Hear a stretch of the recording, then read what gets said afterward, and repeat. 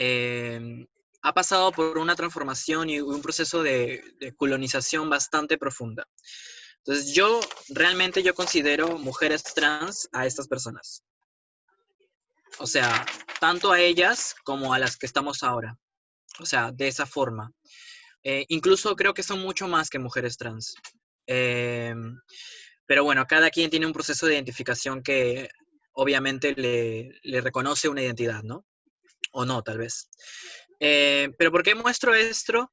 Es que justamente quería comentar que nuestras vidas precarizadas, nuestras vidas con baja expectativa, o sea, nuestras vidas violentas, violentizadas, eh, no son de ahora, vienen de hace mucho tiempo. O sea, cíclicamente, históricamente, desde el inicio de la colonización y desde la existencia del Estado centralizado, somos criminalizadas, somos reprimidas, nunca hemos sido permitidas en ningún marco jurídico, ni siquiera en el coloniaje.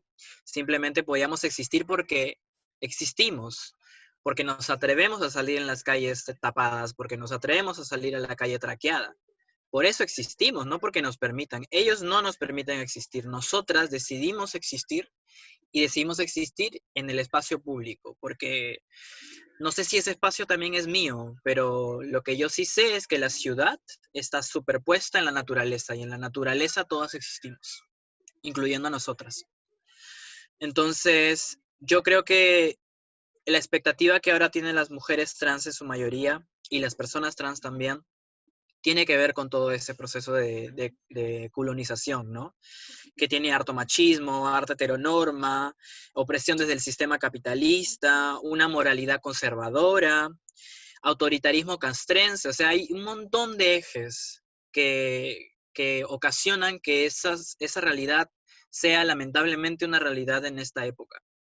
Y la verdad, para mí, sinceramente, con tanta información y con tanto activismo, con tanta conciencia de esta realidad, yo creo que es bastante complicado, ¿no? Que aún exista ese tipo de realidades en mujeres trans. Yo agregaría en travestis también y en tracas, porque las mujeres trans no son la única forma de feminidad trans que existe en nuestras realidades. Entonces, yo creo que sí, es un tema que a mí me mueve todo el tiempo a hacer algo y que creo que debería movernos a darnos cuenta de para quiénes estamos trabajando o en qué trincheras estamos posicionadas, ¿no? Para quiénes estamos logrando los cambios que queremos. Para las compañeras que ahorita no tienen dónde estar, que ahorita están sufriendo las consecuencias del Estado, o para quiénes estamos trabajando. Lo dejo ahí nada más.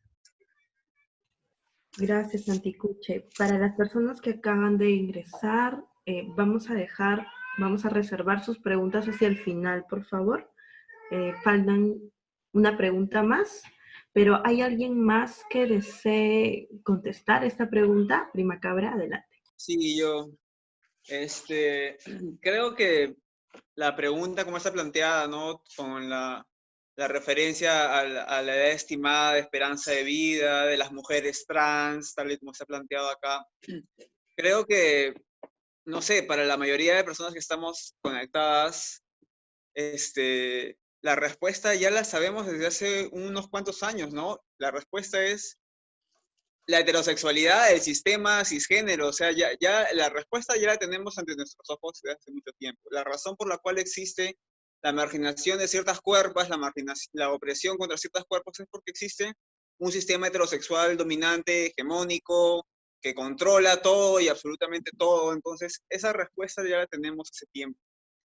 Entonces, yo pienso que más bien esta pregunta de por qué creemos que las mujeres trans viven tan pocos años, creo que las preguntas deberían ser más bien, ¿por qué crees tú que nosotras, las personas cisgénero, nosotros los hombres hetero, vivimos y tenemos tales tipos de prácticas? O sea, creo que el objeto de estudio, la atención de la academia debería centrarse no sobre las mujeres trans, sino sobre las conductas del sistema, las conductas de la normalidad. O sea, que los académicos dejen de preguntarse y de estar queriendo hacer su tesis sobre las mujeres trans y las mujeres trans y las mujeres trans, y se dediquen a investigar sobre qué cosa es ser cisgénero, qué cosa es ser hetero y a qué privilegios les ha llevado en su vida el tener esas identidades, porque quieren hacer pasar que solamente lo único que puede ser investigado es una disidencia, ¿no? Cuando su propia experiencia de normalidad también es un producto histórico, es la manifestación del poder, ¿no? Entonces, siempre que veo estas preguntas y que me preguntan, ¿por qué crees tú que las mujeres trans viven tan poco? Es como,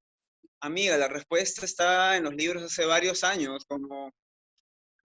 Y en relación a la evangelización, como, bueno, sí, vivimos en un país postcolonial, ¿no? Y la iglesia ha sido clave en este proceso, entonces, ¿qué hacemos con ello ahora, no? Las quemamos. Gracias, Max. ¿Alguien más desea contestar esta pregunta?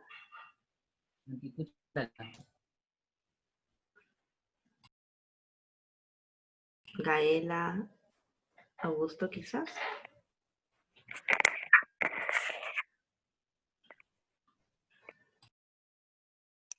Sí, bebé, voy. Perfecto. A ver, hay una filósofa trans, ella se llama Beatriz Preciado, que suele enunciar o que suele compartir una frase en todos los eventos en los que ella participa, ¿no? Su frase es como, dime cuántas vulnerabilidades atraviesan tu cuerpo, tu realidad, y te diré cuántas horas te quedan de vida, así de cruda. Creo que en nuestro país la vida de las personas trans importan poco, no importan, ¿no?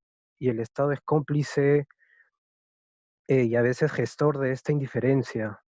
Una de las cosas que aprendí en la vida es que el Estado puede ser responsable de mejorar las condiciones de vida de ciertas poblaciones, pero también puede ser el responsable de agudizar ciertas brechas a pesar de sus buenas intenciones. Eh, Creo que las políticas estatales que se han formulado en favor de las personas trans se inscriben en una lógica de acción o omisión. Cuando digo acción, pienso en las medidas concretas que se han tomado, ¿no? En los campos de la salud y de la identidad. Me acuerdo que en el año 2016 se aprobó una norma técnica en beneficio de la población trans femenina. Esta norma busca garantizar como la atención integral de la salud, con énfasis en tratamientos de hormonización feminizante, así como la entrega de medicamentos antirretrovirales, ¿no? Y la atención médica para quienes están en la fase SIDA. Y con relación a la identidad, a través de una sentencia del Tribunal Constitucional, este Tribunal Constitucional con esta sentencia dejó establecido como el procedimiento a seguir, ¿no? En la vía judicial para solicitar el cambio de nombre y de sexo, que hasta hace un tiempo era negado. Ahora, si bien es un avance que se haya dictado normas y protocolos para la atención en salud, estas se enfocan exclusivamente en la población transfemenina, asumiéndola como un ser vinculado al trabajo sexual y a la promiscuidad, y que por tanto requiere de tratamientos para infecciones de transmisión sexual o antirretrovirales. Cuando dije omisión, me refiero a la falta de una ley de identidad de género, ¿no? Esto ha sido una barrera para que las personas trans pudieran modificar sus datos de identificación. A pesar de que el Tribunal Constitucional peruano le ordenara al Poder Judicial admitir las demandas de cambio de nombre y de sexo en su DNI, estas no cuestionan el marco binario, de tal modo que los tránsitos aceptados son de masculino a femenino y de femenino a masculino.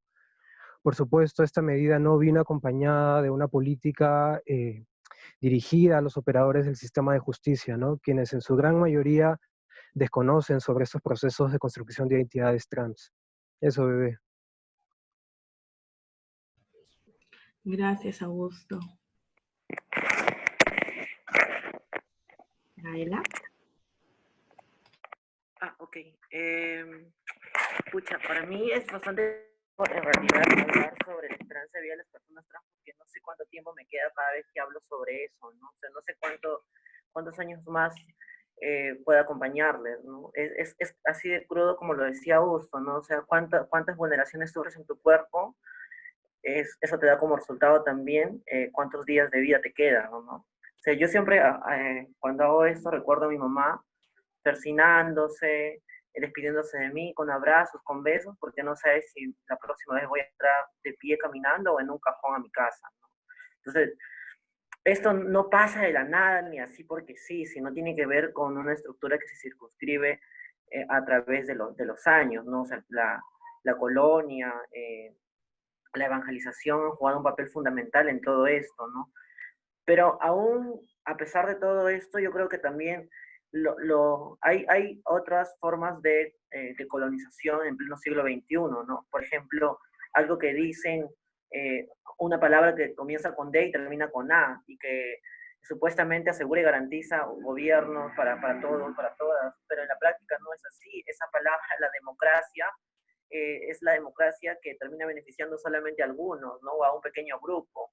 Es como el plan de reactivación económica en este momento, ¿no? Ese plan de reactivación económica no está pensado en las personas indígenas, no está pensada en las personas LGTBI, no está pensada en las trapas, no está pensada en las disidencias, ¿no? Está pensado en algunos grandes empresarios, mineros, de tala, entonces, y deja afuera y sitúa en la precariedad a las disidencias, ¿no? Entonces, creo que la democracia es un problema cuando no es una democracia real, plena y efectiva como la que vivimos en este país, en el que nos encontramos en medio de una democracia débil, que puede convivir con crímenes de odio, que puede convivir con eh, personas con una serie de limitaciones, ¿no? Entonces, lo otro que me parece también necesario denunciar es la imparcialidad de mucha gente, ¿no? Gente que conoce, que tiene información, que sabe, pero que prefiere mantenerse en su espacio de confort,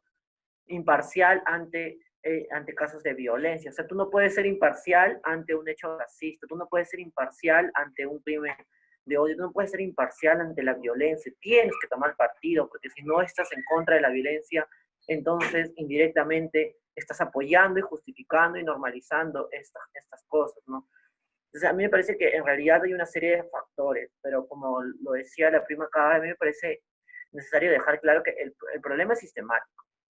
Y eso implica que tengamos que elaborar una estrategia colectiva común, ¿no? O sea, cada una, desde nuestros espacios, desde nuestras colectivas, desde nuestras organizaciones, tenemos estrategias que lamentablemente no siempre dialogan entre sí. Y eso es un problema, o sea, tenemos que tejer alianza entre todos, todas y todes, quienes estamos al mismo lado de la orilla del río, para poder tumbarnos ese sistema patriarcal, homo, lesbo, bitransfóbico, porque no va a caer solo, o sea, lo tenemos que tumbar, y lo tenemos que tumbar juntos. Y ese día, bueno, pues chuparemos y viviremos mejor, pero eso implica, pues, compas, que también podamos ser conscientes de que en este momento hay un sector antiderechos que sabe perfectamente que no está en buenas condiciones y que cada vez es menor, ¿no? Porque lo estamos combatiendo, ¿no? Pero al mismo tiempo también no podemos subestimarlos, porque tienen todo un aparato, tienen economía, dinero, tienen propiedades, tienen privilegios, ¿no? Entonces, por eso sí es necesario que tengamos en algún momento algún espacio de encuentro, de diálogo, en el que podamos poner sobre la mesa nuestras discrepancias, nuestros consensos, y podamos tejer una estrategia colectiva para poder tumbarnos de una vez este sistema capitalista patriarcal, ¿no? Gracias, Jaela. Sí, el diálogo súper necesario. Pero bueno, siempre hay que mostrarnos dialogantes también, ¿no? Nosotras estamos dialogando, pero la contraparte, ¿no? La estructura, ¿qué es lo que hace, ¿no? Constantemente está oprimiéndonos y eso se evidencia totalmente en el contexto en el que estamos viviendo ahora, ¿no? En la emergencia sanitaria que vivimos. Y la siguiente pregunta va en relación a ello, ¿no? Bajo una mirada histórica, ¿cómo podríamos interpretar esta medida del Estado, nuestra medida institucional del pico y género y la violencia transfóbica presenciada en las redes sociales en este contexto de emergencia sanitaria? ¿Qué opiniones o comentarios tienen ustedes respecto a eso? Pero en realidad no es nada nuevo eso, ¿no? O sea, siempre las políticas públicas y las decisiones del Estado han estado de espalda a las personas LGTBI, a las personas trans, ¿no? O sea, no es nada nuevo. Esa medida de pico y placa de género solamente tenía el nombre, porque no tenía un enfoque de género, ¿no? O sea, cuando apenas se anunció esa medida, distintas personas salimos a advertir de posibles consecuencias catastróficas para las personas trans, para aquellas personas que no se ajusten dentro de lo binario. Y no se nos hizo caso. Es algo que hemos venido denunciando hace muchísimo tiempo. O sea, esta pandemia no ha hecho más que sacar lo mejor y lo peor de las personas. Y sí, pues, ¿no? Hay gente que ha tejido redes de solidaridad, llevado a cabo campañas de apoyo, como también hay un grupo de gente que se resiste a caminar hacia una sociedad con igualdad, con justicia, y que no ha hecho más que sacar a flote todo su racismo, todo su machismo, toda su transfobia, y eso se ha podido ver de manera evidente a todo nivel en lo que fue el pico, placa y género, ¿no? En el que vimos a múltiples casos de detenciones arbitrarias, de violencia, de discriminación, de humillación. Pero también vimos al mismo tiempo un presidente que ni siquiera fue capaz de aprenderse bien el discurso, que dijo que iba a luchar contra la homofobia, contra la violencia por identidad de género, es transfobia, ¿no? O sea, ni siquiera pudo aprenderse una palabra. Imagínate cómo esos mismos funcionarios públicos son los que están a cargo de luchar contra la transfobia, qué tipo de políticas públicas se están generando, ¿no? Entonces, a mí me parece increíble en realidad cómo usaron a la diversidad sexual y de género, a las disidencias, usaron nuestras vidas para lavarse la cara, cuando en la práctica el gobierno de inclusivo no tiene nada. O sea, no ha hecho absolutamente nada para poder aprobar la ley de identidad de género, una ley integral trans, una ley arcoíris, una ley contra los crímenes de odio. No ha hecho absolutamente nada. Y el otro día estuve discutiendo, por ejemplo, con unos amigos. Yo formo parte de la red de jóvenes políticos, en el que hay militantes de distintos partidos políticos, ¿no? Sobre todo más de derecha. Entonces, estuve discutiendo con ellos y me decían, no, pero ¿por qué culpan a Vizcarra? Si Vizcarra no maneja el Congreso, él no puede dictar leyes. Ah, perdón. Cuando se cerró el Congreso, él tuvo la facultad para poder legislar. Tenía la facultad para poder emitir normas, ¿no? De ese carácter. Sin embargo, no tuvo la más mínima intención de eso, porque no la tiene. O sea, ha podido y tenía la posibilidad de poder sacar cosas como estas para poder prevenir estas situaciones, pero no le interesamos, ¿no? Por eso sí es necesario tener que dejar claro que ese no es un gobierno inclusivo. Gracias, Gaela. ¿Alguien más desea añadir algo? ¿Yo le voy? Ah, perdón.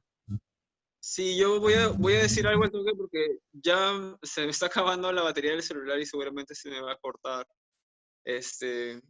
Y ya no voy a poder seguir en la charla, pero sí, como quería darle las gracias a Gaela por el recuento de lo que pasó con el pico y género, ¿no? Creo que desde el momento en el que Vizcarra sale en la tele anunciando que por si acaso no tengan miedo, ¿no? No va a haber ninguna agresión homofóbica, es como que, o sea, wow, gracias Vizcarra, ¿no? Esto era exactamente lo que necesitábamos, acabaste con la homofobia con esas palabritas mágicas, ¿no? Como, o sea, está haciendo una especie de disclaimer, ¿no? Como diciendo, está anunciando justamente que eso es lo que va a haber, como es un modo de decirlo, entonces no tiene pies ni cabeza pensar que el Estado, o sea, esto quisiera que la gente se lleve que esto es una muestra de que el Estado no le sirve al pueblo, ¿no? Que el Estado es algo que tenemos que pensar, que tenemos que tumbarnos incluso, ¿no? Y decirlo de manera abierta, porque estar de manera ambivalente, con eufemismos, como el Estado no sirve, el Estado tal cual se está demostrando una herramienta ineficiente para gestionar la vida, no solamente de las LGTBI, sino de todas. Entonces, eso nada más, así que gracias. Gracias, Prima Cabra. Esperemos que tu batería dure para hacia las preguntas de las personas, de la audiencia. Augusto, ¿tú querías añadir algo? Sí, bebé, suscribo las palabras de Primacabra y de Gaela. Francamente, la medida de pico y género me pareció una medida mezquina. No puedes trasladar un debate históricamente postergado dentro de una discusión donde el tema central no es la diversidad sexual, no es la diversidad de género, no son las maricas, sino cómo resistir ante el coronavirus, ¿no? Me pareció también una medida irresponsable por trasladar esta agencia de cambio en la esfera pública a los agentes de la PNP o a las Fuerzas Armadas, ¿no? Que históricamente han institucionalizado la transfobia, la homofobia, la lesbofobia, el machismo, el sexismo. Más allá de estas buenas intenciones entre comillas de Vizcarra, denunciarse como un gobierno inclusivo en sus términos, por supuesto en una lógica binaria, o de estas buenas intenciones del ministro del Interior, que no recuerdo ahora su nombre, que dijo que esta medida era la oportunidad perfecta, ¿no? Para revertir los roles de género en el hogar, ¿no? Es la mujer cuidadora y el hombre proveedor, pero sin una ley de identidad de género, sin políticas de educación sexual firmes en el tiempo, sin un personal de la salud, sin administradores de justicia o miembros de las Fuerzas Armadas que estén capacitados, sensibilizados en cuestiones de género, el discurso de inclusión de este gobierno no va a tener esa legitimidad que Vizcarra pretende. Ahora, no debemos culpar al gobierno por elegir una medida eficiente para evitar la propagación del virus en la población en medio de esta crisis sanitaria mundial, pero el que hable en este contexto de inclusión no lo convierte automáticamente en un aliado de las luchas históricas de las personas de la diversidad sexual, especialmente de la población trans. Esto no significa que no reconozca, digamos, la importancia histórica y simbólica, ¿no? Del discurso de Vizcarra, así sea falso, para quienes nunca hemos sido nombrados en la esfera pública. Sin embargo, sin un aparato normativo que respalde este discurso, lo dicho por Vizcarra quedará únicamente como un buen gesto, entre comillas, y de buenos gestos no se acceden a derechos. Eso, bebé. Perfecto. Ese es el mensaje también, ¿no? Anticuche, ¿deseas añadir algo? Sí, la verdad es que esta pregunta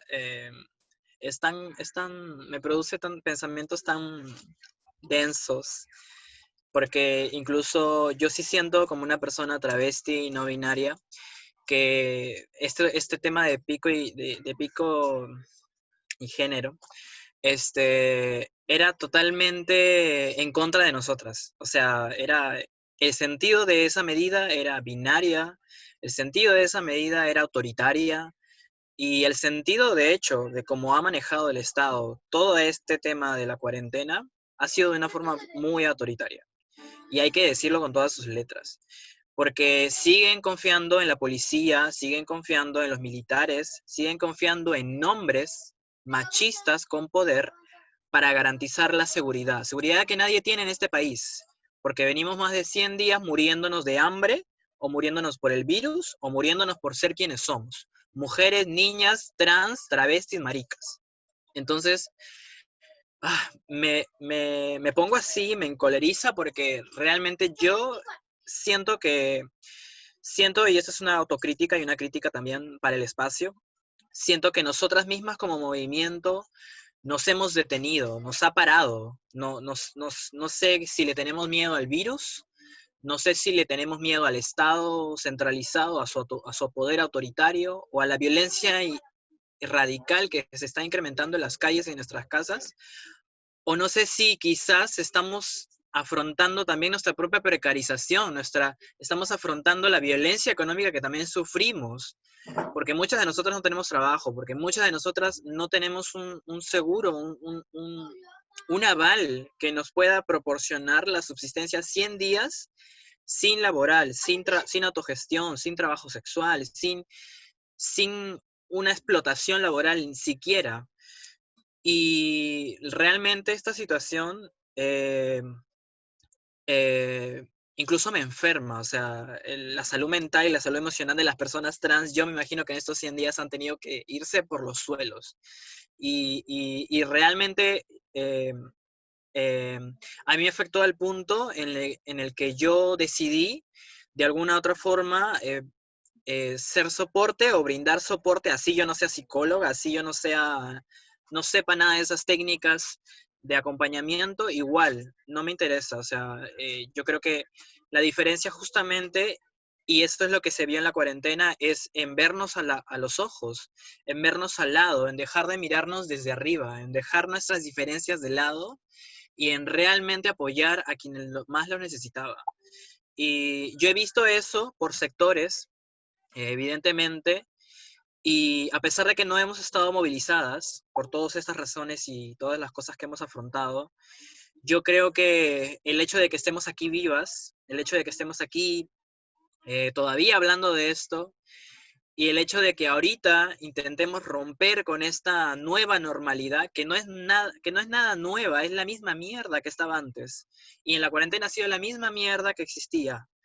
Y entonces no hay una nueva normalidad, no es que vamos a ser mejores personas mágicamente, no es que ya aprendimos la lección, no han aprendido nada, siguen siendo las mismas personas. Entonces, eso me queda claro y me deja a mí una idea de que las personas trans, las personas diversas, disidentas, sola nos tenemos a nosotras mismas. Porque incluso los aliados, déjame decirte que muchos de ellos han apoyado con donaciones y ahí nomás quedó, ¿no? Algunos están con el Face Up, algunos están como burlándose y haciendo memes de la situación de personas trans. Entonces, para mí, no sé si existen los aliados realmente ahora. Yo creo que las personas trans, travestis, maricas, nos tenemos a nosotras mismas ahora. Y creo que ese debe ser, como decía Gael, el reto, pues, ¿no? El poder abrir espacios y sentarnos o en una computadora o hacer encuentros clandestinos para hablar y para hacer algo con respecto a esa realidad, porque si no va a seguir todo igual, si no la esperanza de vida de las mujeres trans van a seguir igual, si no las compañeras van a seguir muriendo. Y este también es una autocrítica para mí.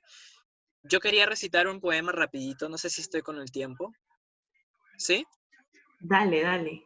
Dale. Es algo que escribí para darme tranquilidad con todo lo que estaba pasando en la cuarentena. Siguen llamándonos por el nombre de aquel documento en el que no existimos. Siguen mintiéndonos a vista y paciencia de todas las familias de sangre y de cula. Siempre vivimos al borde de la muerte, en la calle, en el antro, sin trabajo y sin techo. Siempre fuimos las masas desechables, en los barrios, en los cerros, desposeídas e invasoras.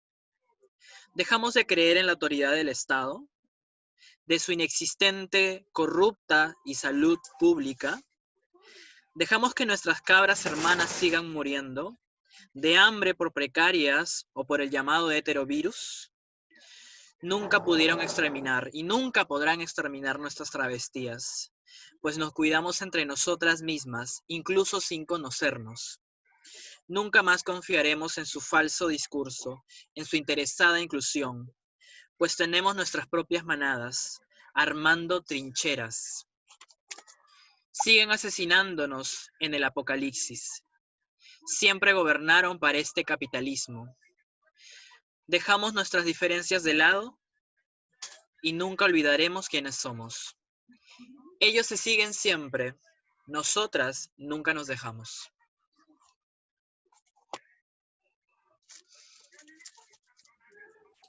Gracias, Anticuche, Polilla. Qué, qué duro creo darnos cuenta también, ¿no? Me ha dejado así muy, muy acongojada después de escucharte, realmente interpelada de qué es lo que estamos haciendo, ¿no? Yo, por ejemplo, soy una persona que desarrollo mis actividades dentro de la academia y entre el mensaje que Prima Cabra y tú nos han dejado, me siento muy interpelada. Creo que, bueno, voy a llorar toda la noche y mañana hacer algo. Una interpelación con amor, bebé. Sí, no, no te preocupes, claro, siempre viene desde el cariño y desde el amor. Nos han dejado algunas preguntas y a este respecto quiero mencionarles a la audiencia que ya está abierto nuestro chat. R nos dice, hola, quería preguntar cómo han hecho las cabras para resistir a esta espacialización del miedo en el entorno que niega el derecho a la ciudad a la comunidad. ¿Conocen alguna estrategia para reconfigurar el espacio? muy agradecida con todos por este espacio.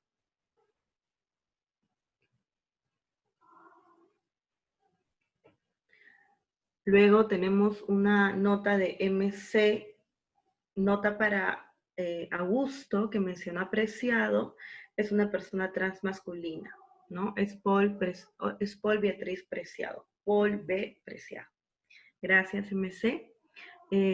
Pam Pam nos dice potente y harta fuega, bebitas, autoorganización para quemarla a Estado. Como dijo Polisha, no existe una nueva normalidad, es la misma mierda. Muchas gracias, Pam Pam.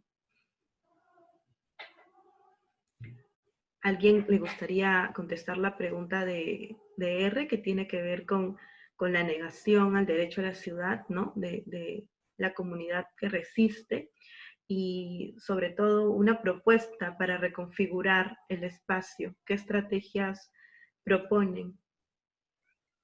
Yo quería comentar algo chiquito nada más sobre eso, antes que se me olvide.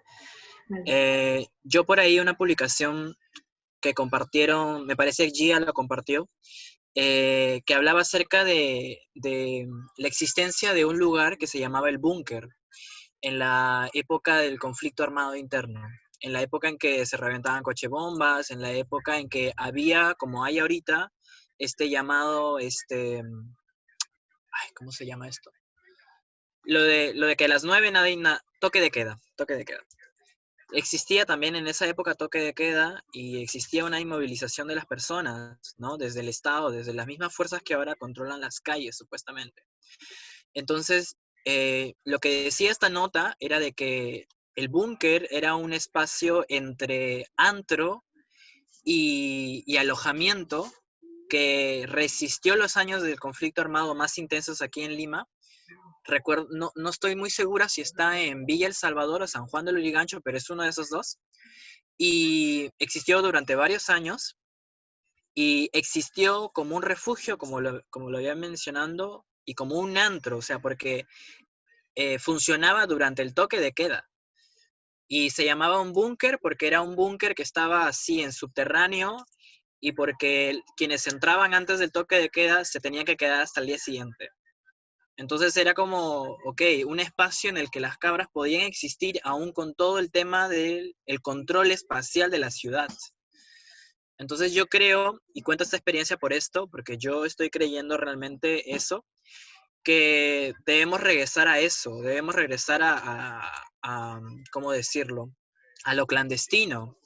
Lamentablemente hay que verlo así, si el Estado y lo formal, entre comillas, está poniendo de alguna otra forma los intereses de las grandes mayorías o los intereses empresariales o los intereses de los que controlan el país, bueno, pues nosotras tenemos que armar nuestras trincheras, tenemos que crear nuestros propios espacios, porque, o sea, hay muchas cabras que, por más que esto sea un tema de celebración o de fiesta o de antro, hay muchas que solo existen en ese espacio, porque no son visibles, porque su proceso no le permite, porque viven con personas que pueden ser sus violentadores, porque su familia es transfóbica, porque su familia es evangélica, por X motivos.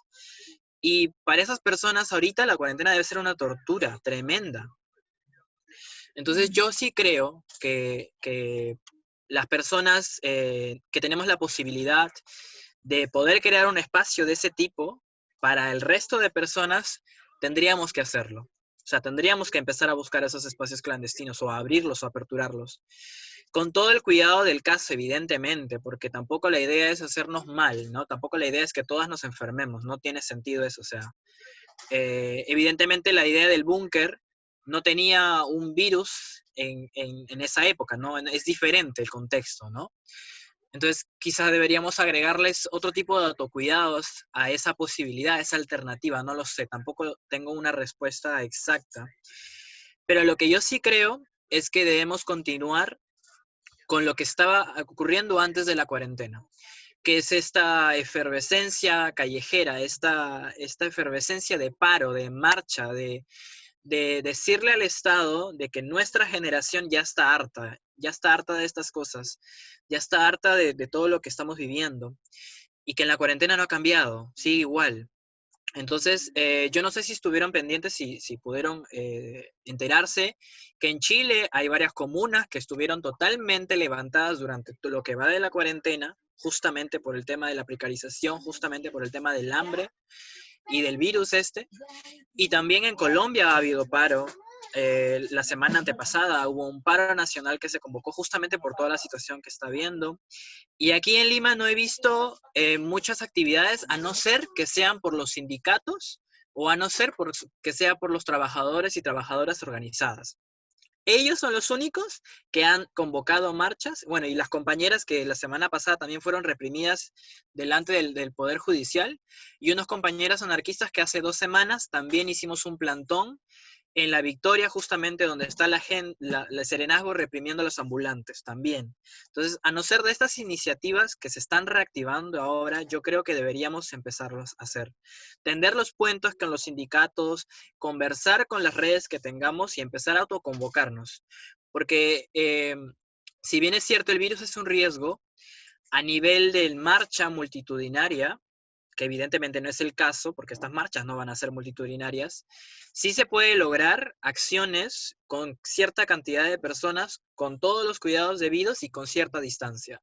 Y eso no tiene que ser un foco de infeccioso. Ese es el discurso que se maneja el Estado para justamente seguir reprimiéndonos, para justamente hacer eso. O sea, yo no tengo ahorita una mascarilla, pero es para taparnos la boca y encerrarnos. Eso es para lo que funciona la mascarilla, eso es para lo que funciona la cuarentena. Y es así como lo está manejando el Estado.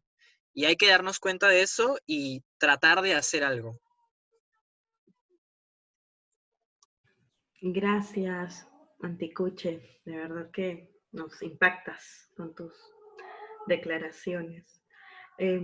Hay una pregunta de Ana Belén. Me gustaría saber dónde puede encontrar más historias de inicio de colonia, como las que contaba Emo Bellaco o Augusto, o Anticuche también, ¿no? Agradece por las presentaciones.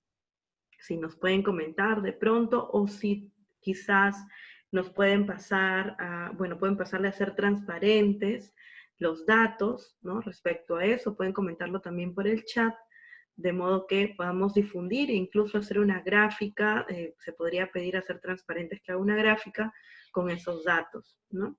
Sería bastante interesante. Muchas gracias. Hay una pregunta de Jonathan. Las maricas venimos resistiendo ante la violencia institucionalizada desde hace mucho tiempo. Frente a esto que nos toca, nos hermanamos, hacemos de poli entre nosotros.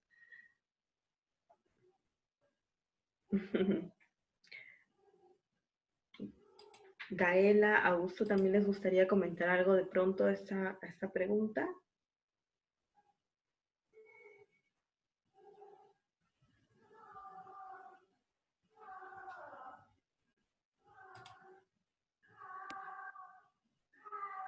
Creo que hay como que una lista de varias cosas que tenemos que hacer, ¿no? Y lo primero es empezar a cuidarnos entre nosotros, ¿no? A tener que darnos soporte, a querernos, a construir desde lo colectivo, ¿no? O sea, para mí lo principal es la organización, tender puentes sin dejar de interpelar, como lo decía básicamente Puchi, me parece que lo primordial es seguir tendiendo puentes, sin dejar de interpelarnos desde el cariño, desde el amor, desde lo que nos brota de las entrañas, ¿no? Pero a mí sí me parece necesario que también vayamos reconfigurando incluso nuestros pedidos. O sea, a mí no me basta con justicia, lo que necesitamos más allá de la justicia es también reparación y tener respuestas políticas frente al contexto, ¿no? O sea, cuando el bebé mencionaba todo lo que estamos pasando, o sea, yo me circunscribo desde lo personal, y lo personal es político, ¿no? A mí en medio de esta cuarentena, con el pico y placa de género, también me intentaron detener, ¿no?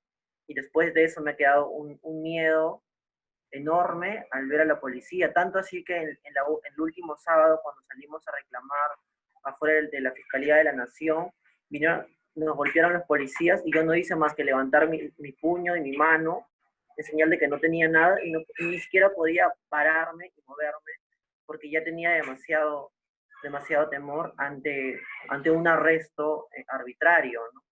Entonces, eso nos da una idea de cómo también terminan impactando, cómo todo lo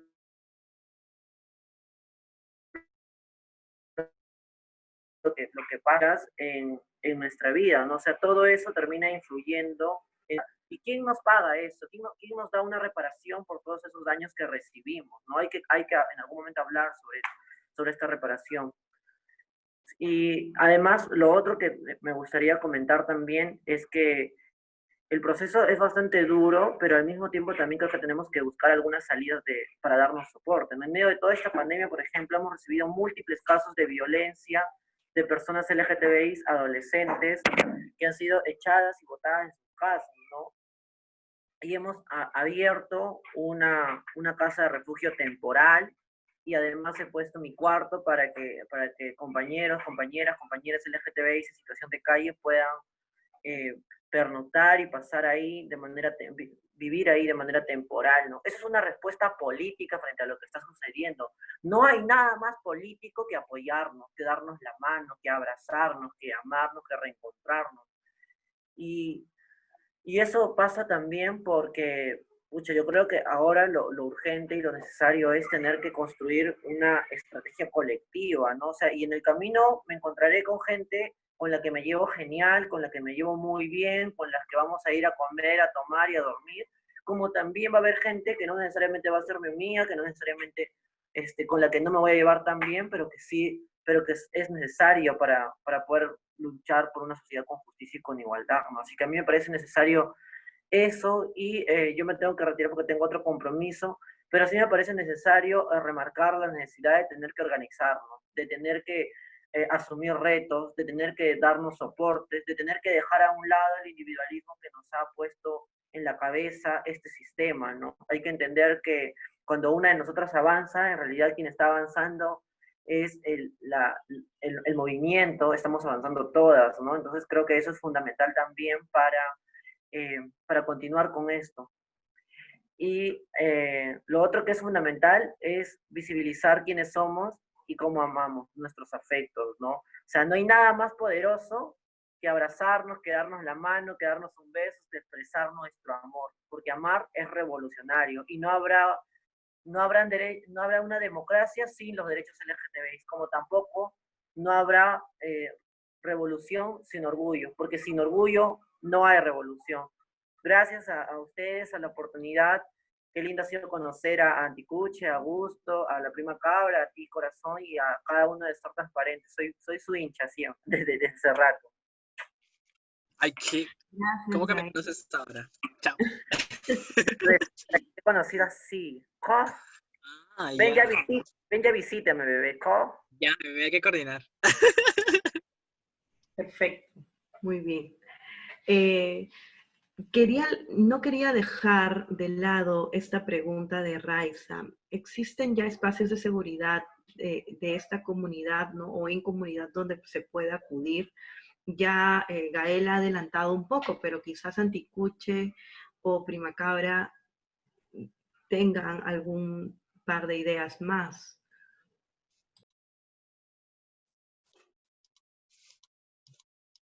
¿Sobre qué, perdón, bebé? Lugares o espacios de seguridad donde las personas trans o la comunidad trans pueda acudir. Quizás podrías comentar acerca de mi experiencia. Yo tengo una autogestión que implica hacer deliveries y por ende yo he estado saliendo, no desde el inicio de la cuarentena evidentemente, sino desde el mes de junio, digamos, planteémonos el mes de junio, con salvedades porque también hubo 2 semanas donde no salí. Entonces, y cuando yo he estado como saliendo, simplemente era habitarle la calle, ¿no? El espacio de la calle y evidentemente a veces la bicicleta o a veces el transporte. Entonces, yo creo que ahorita lo que podríamos intentar, que he visto que incluso la gente lo hace, que es esta especie de encuentro, coincidencia callejera, ¿no? Como que 3 gatos, 3, 4 gatas se encuentran en una esquina de alguna calle. y cada una está como en su onda, o sea, ella viene de trabajar, ella viene a hacer otra cosa, ella va para otra cosa, pero están ahí encontradas, ¿no?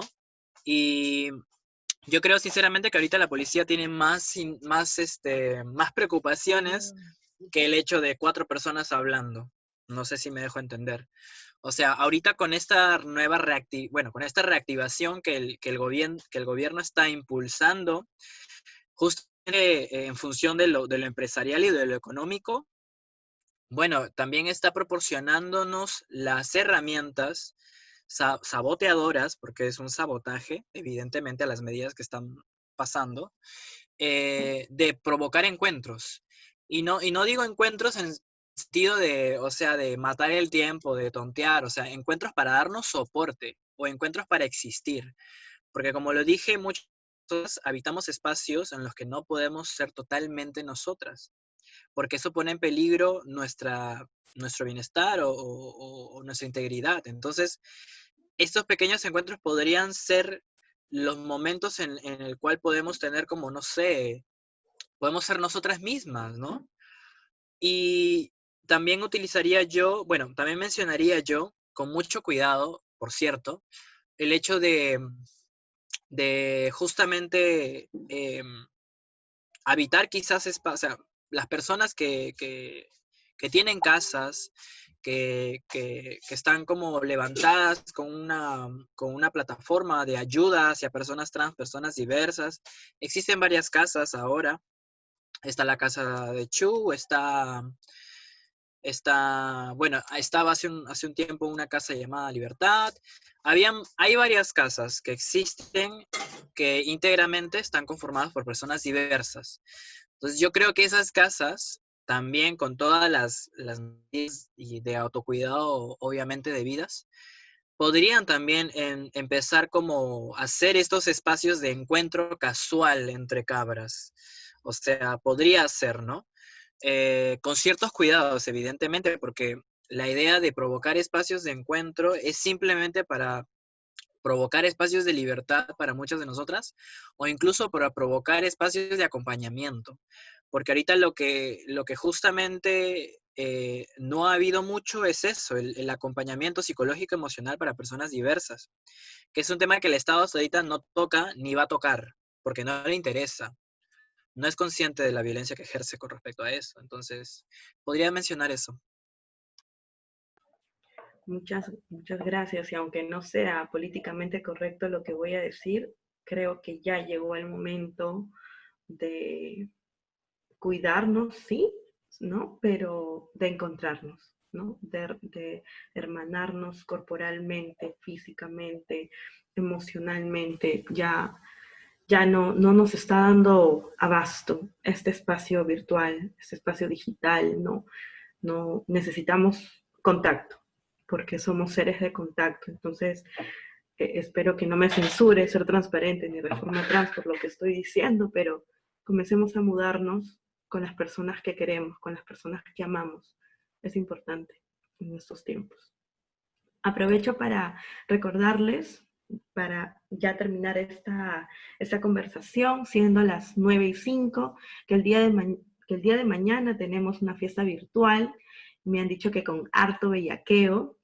No nos puede acompañar Emo Bellaco, Augusto Rosas, parece que tuvo un problema de conexión, pero bueno, harto bellaqueo para bailar y mover la corporalidad.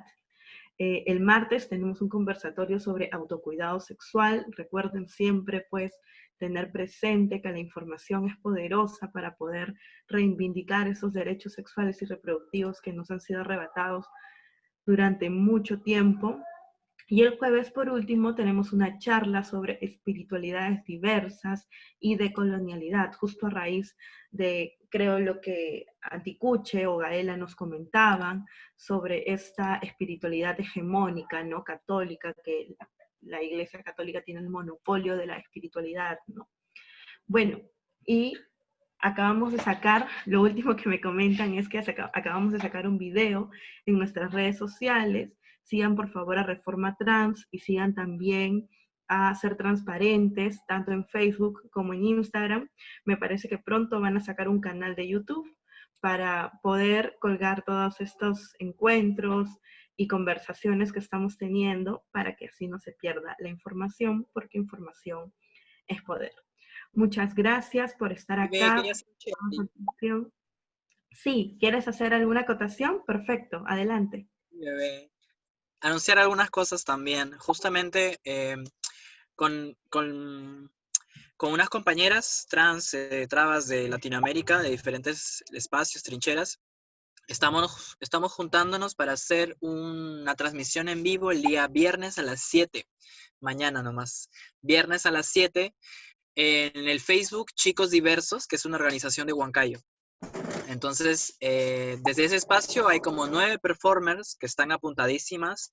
Vamos a hablar justamente de procesos creativos acerca de lo drag, lo trans, lo travesti y todas estas cosas que hacemos nosotras, las que performamos. Y también va a haber performance en vivo. Así que sería genial que se apunten. Este evento, además de realizarlo para encontrarnos nosotras mismas también, tiene un motivo también de recaudar fondos para compañeros, compañeres y compañeras trans o diversas que estén en una situación de migración. O sea, ¿qué quiere decir esto? Que no estén en el lugar que habitaban en el momento en que empezó la cuarentena. No sé si conocerán ustedes, de repente tendrán algunos contactos, algunas amigas que les tocó estar en otro país, que les tocó estar en otra región y que no tienen un apoyo justamente de lugar, de recursos ahorita que les pueda proporcionar la manutención. Entonces, justamente estamos pensando, ya que la transmisión no tiene nacionalidades, no tiene fronteras, pues ayudar a los compañeros que están en situación de migración. Si ustedes conocen algunos casos, también pueden acercármelos a mí para justamente incorporarlo también a este Profundos.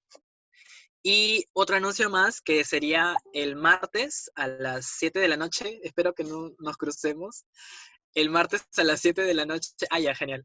El martes a las 7 de la noche voy a estar presentando nuevamente mi poemario, mi primer poemario que se llama Vientre, donde van a poder encontrar poesía marica, poesía subversiva, más o menos como un poquito de lo que leí, así más o menos, y también donde hay poesía referente a la ancestralidad y a todo ese tema de las transtorias, ¿no? Estas historias de trans, maricas, travestis, en esta región, en la de Aviala. Entonces, nada, invitadísimos. Voy a contar con varios compañeros poetas. Va a estar Gia Fugitiva, Fidel Chaparro, va a estar Arturo Nicolás, van a estar compañeros de otras latitudes también, Leonil Linti de Bolivia, una compañera, y un compañero trans, Valentino Quique, de Colombia. Así que, nada, espero. Y muchas gracias por esta transmisión, bebés. Gracias por invitarme. Gracias, Anticuche, lo máximo. Pásanos toda esa info si deseas. Bueno, pásale a ser transparente, esa reforma, ya sean las capturas, ¿no? Las gráficas, y lo compartimos. Más allá de si se cruzan las propuestas, ¿no? O los conversatorios, o las presentaciones, creo que estamos aquí justamente para eso, ¿no? Para apoyarnos entre nosotros. Entonces, que sean las personas, la audiencia, quien elija, ¿no? ¿Qué quiere escuchar al final? Pero que tengan presente que esperemos también, ¿tu presentación va a ser grabada, Anticuche? Sí, van a ser transmisiones, las dos van a ser transmisiones en vivos, así que van a quedar grabadas en el Facebook. La de la performance es en Chicos Diversos, en una organización de Huancayo, así está en Facebook, Chicos Diversos, y la del poemario es en mi Facebook personal, que es Anticuche FDS o Polisha. Ok, perfecto. Igual nos pasas todos esos datos a ver si sacamos una gráfica o una historia por ahí. Ya, Muchas bebé, gracias.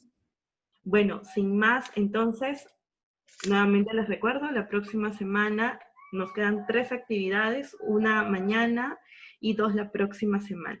Sigan las redes sociales de Ser Transparentes y Reforma Trans para que puedan obtener todos los detalles y la forma en la que pueden inscribirse por bioseguridad. Hasta luego.